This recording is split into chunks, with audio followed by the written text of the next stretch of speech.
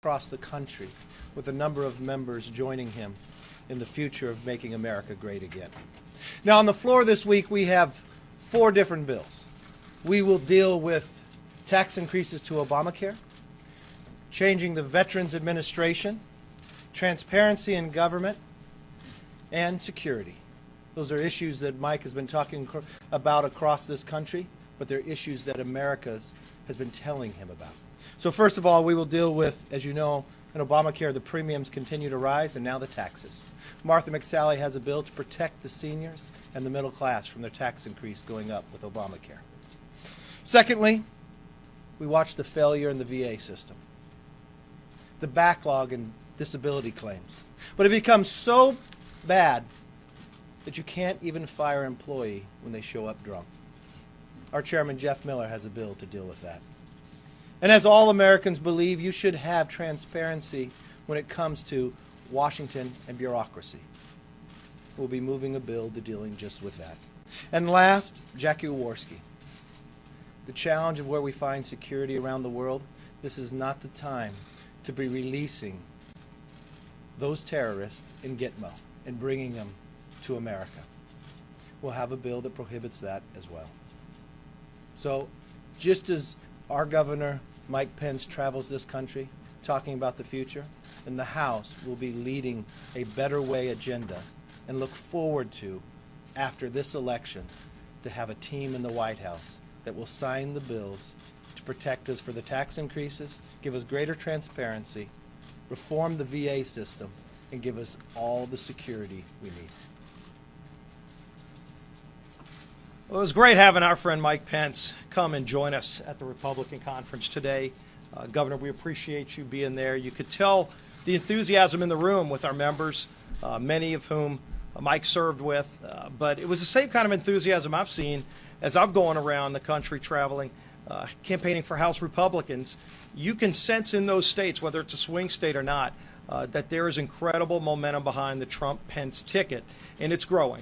I know I personally thanked Mike for what they did when Donald Trump and Mike Pence came down to South Louisiana just a few weeks ago. And while people were at their lowest point, gutting their houses during and after this tragic flood that we experienced, you could see not only how much they lifted people up at an incredibly low time, how much it really gave people spirit to know that there was somebody who really cared. The fact that they showed up, went to churches, and gave out relief supplies to people. That's the kind of people that they are.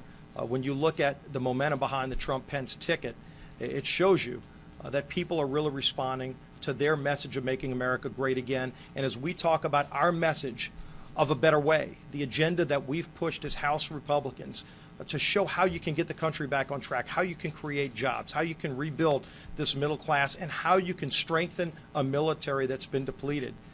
It goes hand in hand with the message that Donald Trump and Mike Pence have been delivering all around the country. It's why you've got such great enthusiasm. It's why we're going to win this election and be able to finally start turning this country around again. So, again, it was great seeing Mike before our conference. The members are excited, but more importantly, you're seeing people all around the country excited about the optimism that their ticket, the Trump-Pence ticket, is giving to making America great again. Thanks. Well, it was a highlight of this year, actually, to have Mike Pence here today addressing our conference. And we are very proud to have him on the ticket, proud of the leadership that he is bringing. And as you think about this election, it's been anything but status quo. Clearly, this country is hungry for new, fresh, dynamic leadership. And what we see being offered by the other side is a defense of the status quo. It's a defense of the top-down, government knows best approach. And what we've been offering as Republicans from the beginning of this year has been that bottom-up, empowering people, making sure that their people's voice is restored in this government, that we have a government that reflects the consent of the governed. Because at the end of the day, we need to be about the farmer, the builder, the stay-at-home parent, or the veteran. It should not be one in which a government continues to think that it knows best. And that is the choice that faces the country this fall. We are excited about the leadership of Donald Trump and Mike Pence, that they're bringing to this country to help make America great again. Well, it's good to see everybody. We had our last political conference today, and we were joined by someone who needs no introduction. For Hoosiers, Mike Pence is their governor. For Americans, Mike Pence is Donald Trump's running mate, next vice president. For us, Mike Pence is a friend. Mike Pence is a former colleague. 7 out of 10 Americans believe that this country is heading in the wrong direction. He is working with all of us to make sure that we put this country back on the right track. We are offering an agenda to this country to show how we can get this country back on top, to show this country how we can get jobs, show how this country how we can fight poverty, rebuild our military, restore self-government and the Constitution. And that is why we're just honored to have with us today our friend and our colleague, who we believe is going to be the next Vice President of the United States, Mike Pence, join us today. Our members were excited to have him. We feel the wind at our backs, and we're excited about getting this agenda and moving it into law. And if you want to learn more about it, go to better.gop, and you can see just, in fact, what we have in store for solving this country's big problems with our partners. And with that, I'd like to introduce Mike Pence. Thank you, Mr. Speaker. Thank you so much to this whole leadership team. It is a great privilege for me to be back among so many men and women who live out every day a dedication to this nation that's truly inspiring. I'm grateful for the hospitality. It was, for me, an emotional return to a group of men and women that I served with for 12 years and have so admired. I know Donald Trump and I are so grateful for the support that we're receiving from this, not just this leadership team, but members all across this country who are rallying to the cause to make America great again. And to be at the House Republican Conference today was a great privilege.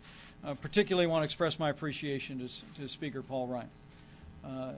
His development of the Better Way agenda so aligns with Donald Trump's vision to make America great again, that the American people should be confident that 56 days from now we can elect a president and re-elect majorities in the House and Senate that will be ready on day one to restore American strength at home and abroad.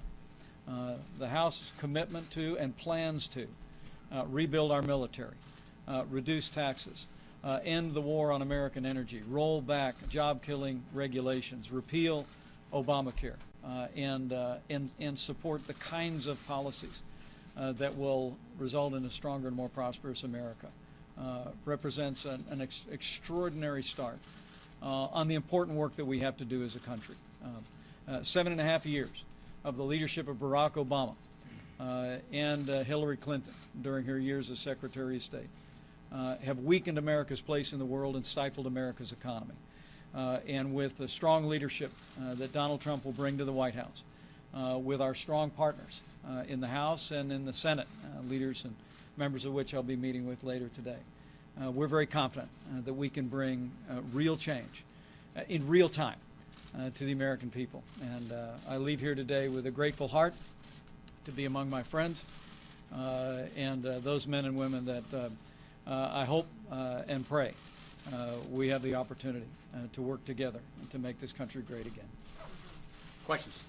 Sir, you're a man of the Hey, no, we don't do it that way. We don't do it that way. Go ahead. Governor Pence, would you like to amend your recent comments? Would you call David Duke deplorable? And do you agree Who's this that guy? some of your supporters fall into that description?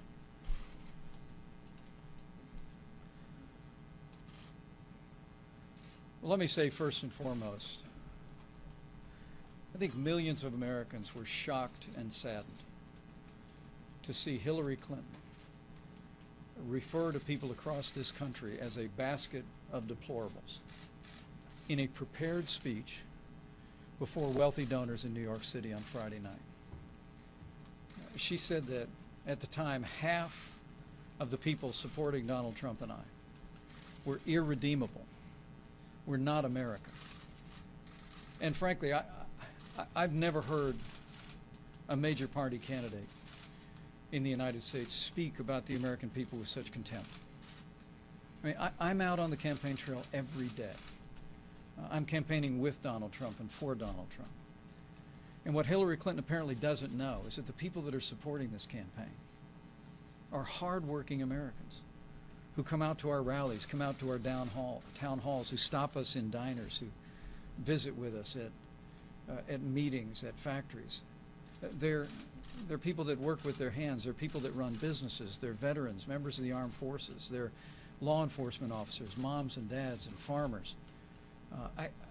For Hillary Clinton to express such disdain for millions of Americans, I think it's one more reason that disqualifies her to serve in the highest office in the land. Anyone who has that low an opinion of the American people should never serve as President of the United States of America.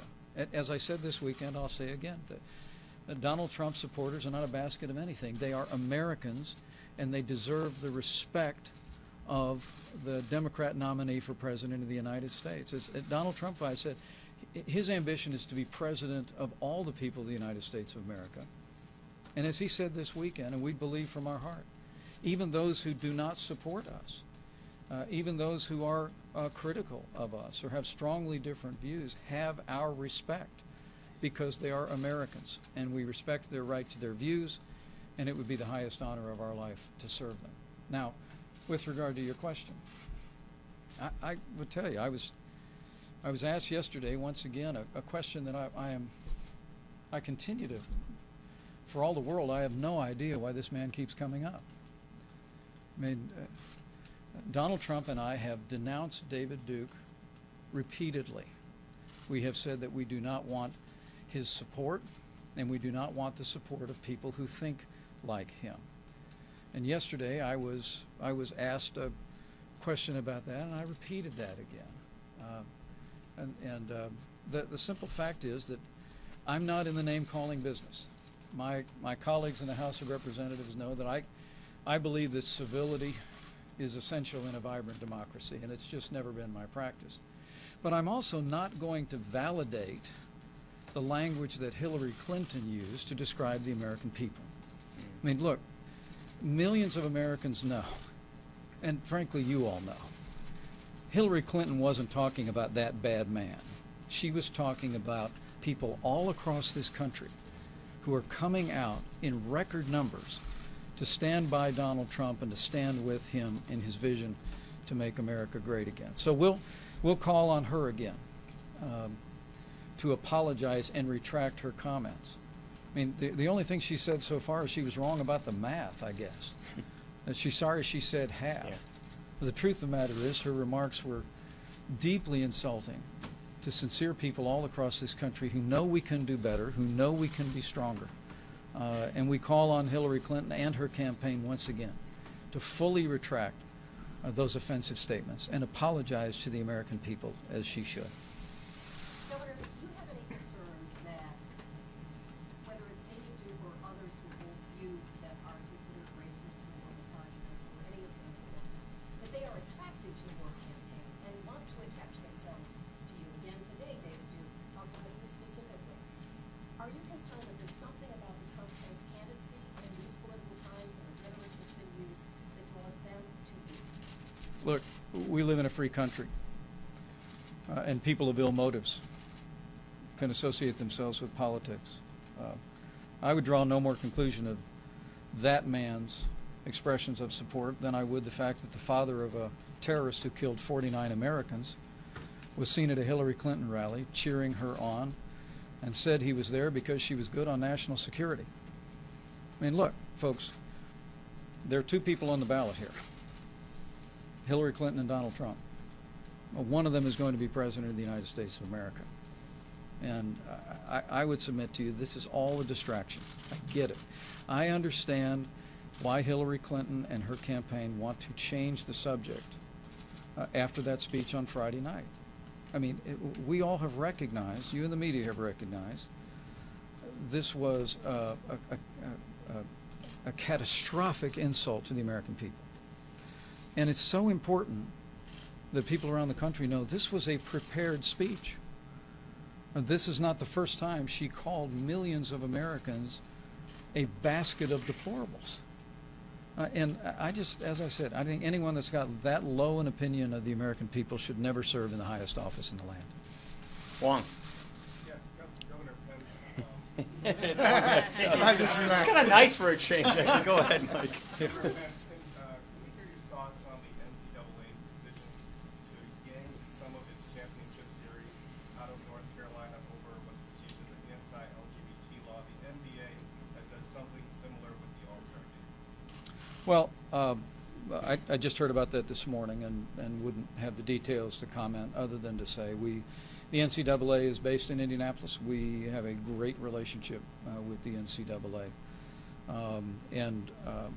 Donald Trump and I simply believe that these decisions are best made at the state level by the people, and where disputes arise, that they should be resolved in the courts. Last question. This guy right here. He was patient and he wasn't shouting out, so there you go. Thank you. Governor Pence, Speaker Ryan don't has pick- repeatedly and at times forcefully rebuked Donald Trump for some Okay, somebody else. Thanks, man. I was, you're nice there, patient. Yeah, right. No good deed goes I'm unpunished. wondering if that's made it more difficult, if that's made it difficult. I'm sorry, I didn't hear the question. I didn't hear the question either. I just heard, I'll start. or I could tell where you're going. Speaker Ryan has repeatedly and at times forcefully rebuked Donald Trump for some of his remarks. I'm wondering if that's made it difficult for you as you've been reaching out to some Republicans who are on the fence, and if that's been hurtful to the campaign. My and Donald Trump's respect and appreciation for Speaker Paul Ryan is boundless. Look, you're going to have in a majority party, you're going to occasionally have differences of opinion, but our goals are identical. I think what was so inspiring to me to be at the House Republican Conference today and in the meeting that I had this morning with the Speaker is how much consistency there is between Donald Trump's vision to rebuild our military, revive the American economy, uphold the rule of law, and the agenda that House Republicans have put forward in the better way. I mean, I really do believe we have a historic opportunity before us today with the enormous talent here in the House of Representatives, led by Speaker Paul Ryan, with the energy and the vision of a President Donald Trump and a re-elected Republican Senate, to turn this country around, and to turn it around very quickly. I mean, I said to the conference today, this is the most dramatic choice in an election in my lifetime. This is not a choice between one candidate who will grow America this much and another candidate who will grow America this much. This literally is a choice between whether we're going to continue to go downhill to a weaker America at home and abroad, whether we're going to continue to walk away from the constitutional liberties enshrined in the interpretation of those by our Supreme Court, whether we're going to walk away from the highest standards of integrity in the highest office in the land, or whether we're going to plant our feet and start to march back uphill toward greater freedom, greater American strength, and greater prosperity. House Republicans, Senate Republicans are deeply committed to marching back up that hill. And when we elect Donald Trump as the next President of the United States of America, they will have a team and a partner in the White House to march back up to a stronger and greater America. So thank you all very much. Thank you. Appreciate it.